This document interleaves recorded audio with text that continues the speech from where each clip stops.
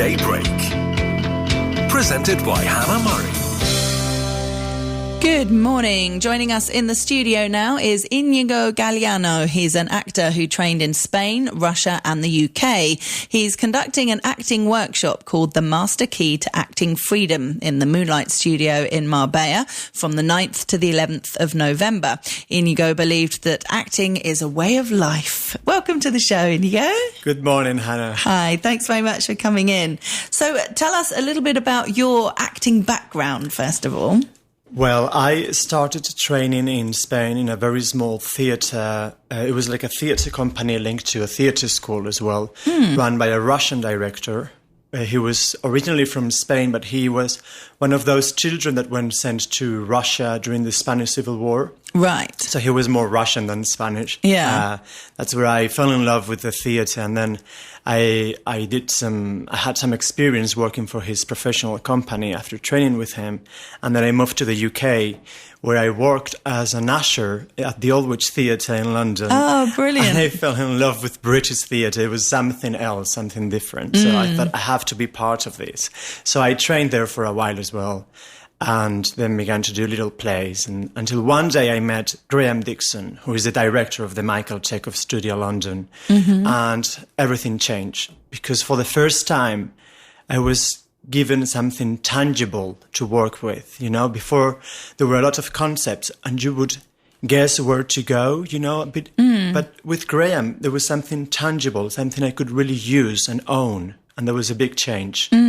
So can you explain a bit more about Chekhov then and what you learned? Yeah, Michael Chekhov, I don't know if you know, but he was one of the best students of Stanislavski. He was a Russian actor and a director. He was one of the best students of Stanislavski, but he disagreed with his method. In one particular thing, especially because Stanislavski used affective memory. So basically, you use your previous experiences to feel things similar to what the character might be feeling in the scene that you want to do. And Chekhov said, no, this is not, first of all, it's not healthy, because you have to go through traumas or memories every night on the stage. Yeah. Secondly, it's your feelings, not the character's feelings. So it's not artistic nor objective. So he said, why don't we use imagination? But imagination in a different sense, because we don't really understand what imagination is nowadays. Imagination is not fantasy. Imagination is a very objective and real world where the characters or the playwrights, their ideas, they live there. And Chekhov gave us some exercises that help us to connect with this world of imagination, which is a real world, tangible. So basically, if you're using your previous experiences, you can't go to places where you haven't been in your life. But with the world of imagination, that's why we call it an open system. You can tap on many different things that you haven't experienced in your life necessarily. But the character is coming to you more than you are building up a character. It sounds safer. It's safer, it's lighter, it's joyful, and it's artistic, because I don't know if this has happened to you, Hannah, but many times I've gone to the theatre and I've seen actors crying and having, you know, like very strong feelings, but nothing really touches you, nothing comes to you. And the actor, she's having a lovely time, but you're watching her, okay, I'm not getting anything. So, because everything is inside, it's an inner thing that it's happening within her. But Chekhov, you're working with external elements like directions in space, principles, imagination. It's almost, we could say, maybe this is a bit risky to say, but it's almost quantum acting, because you're working with space and with the air. So you're actually touching the audience, you know, and you're creating something in the space outside of you. Yeah. Oh, fantastic. It's no wonder it's changed things for you then. It makes sense that it's... So each part that you play, do you use this method then? I do. It was, you know, after my training with Graham, I trained with him and then I worked with him. I met him by accident in a workshop. And he came to Spain, and the translator, because he was teaching in English, but we had a translator for the Spanish students. The translator lost her voice, so I had to jump in and translate. And everything that he was saying made sense to me. So the translation was very fluent. And he looked at me like, who are you? Where, you've done this before. I had never done it before, but it made sense, And then I worked with him. We went all over the world to do workshops, and I learned so much. But then I didn't want to teach after I was with him because I felt I had to experience this on a film set or on a stage, let's say a real situation. Because in an acting school, everything's very safe, very nice. Yeah. When you're in the industry, it's a different thing. Sure. That's why in my workshops, I want to bring people from the industry, like Paloma Guillén. She's a great producer and artist manager who's coming to the workshop to give us a talk, because it's good to know about how the industry works. And so to go back to your question, when I got into my first professional jobs, it was very hard to apply the Chekhov approach because the atmosphere around me wasn't right.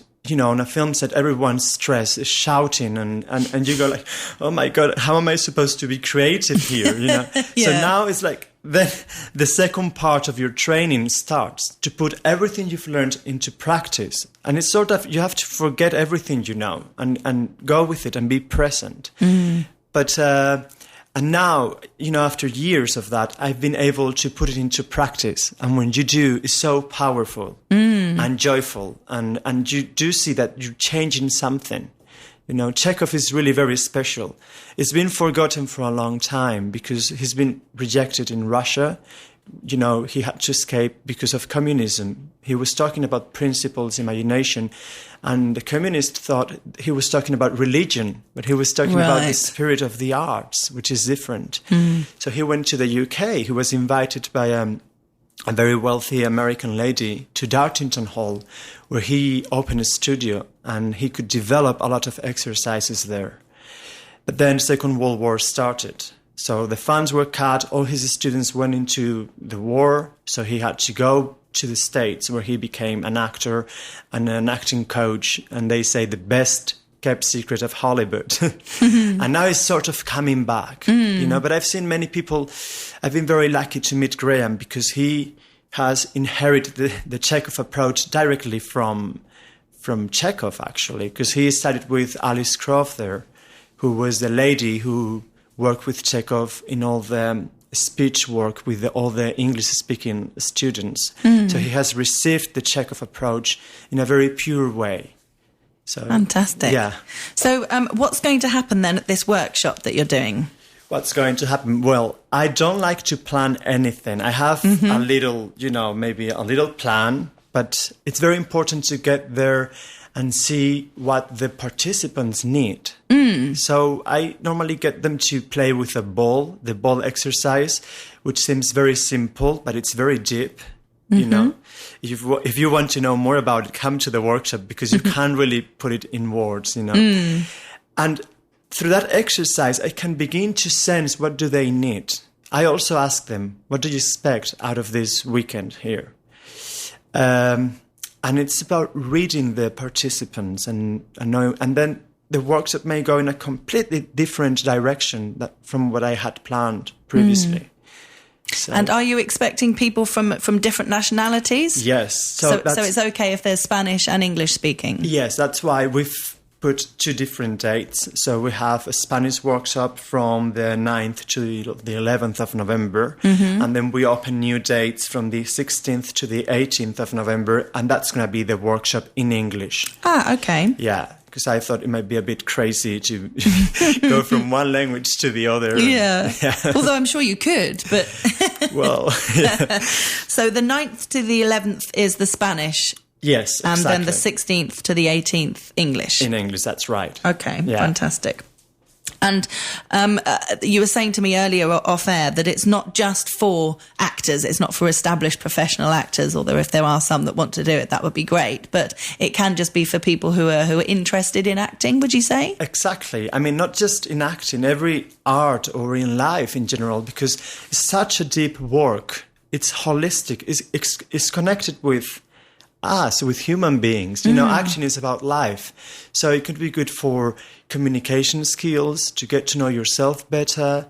If you're a musician, you can use the principles of Chekhov in music, or a dancer, or an actor, or you just want to know something different, a different way to operate in the world. It's really interesting. Oh, it sounds it. Absolutely. Well, if people want more information, they should get in touch with you, yeah? Yes. Do you want to give out your phone number? Sure, yeah, go for it. So it's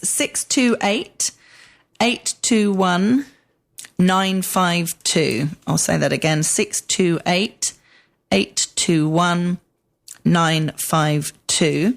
And should people email you, or is phone the best way? Yeah, or email, whatever they like. Yeah, we can give the email as well. Okay, so the email is Inigo, which is INIGO -Spain @michaelchekhovstudio.org.uk. So if people didn't get the chance to get that down, they can get in touch with me because I've got the details here. And so people need to book in advance, yeah? Yes. And how many are you expecting in the group? You don't know? Well, I like to work with small groups, you know, so it's more personal, yes. So we've got a maximum of 12 to 15 participants. Okay. Yeah. Fantastic. Well, good luck with it all. Thank you so much. I think it'll be fabulous. It's really great to meet you. Thanks so much for coming in. Likewise. Thank you. Bye. This is Talk Radio Europe.